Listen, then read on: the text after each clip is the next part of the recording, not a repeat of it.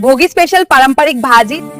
कढाईत थोडे तेल घालून त्यात जिरा, मोहरी आणि चिटकी भर हिंग घाला। आटा चिरालेल्या भाज्या आणि हिरवे वाटाणे घाला। हळद आणि मीठ घालून चांगले परतवा। थोडे पाणी घालून झाकण ठेवा आणि भाजी शिजून घ्या। शेपटी खोबऱ्याच्या किस आणि हिरवी मिरची घाला। भोगी स्पेशल पारंपरिक भाजी तयार आहे। सोपे आणि पारंपरिक रेसिपीसाठी जयश्री किचनला सबस्क्राईब करा।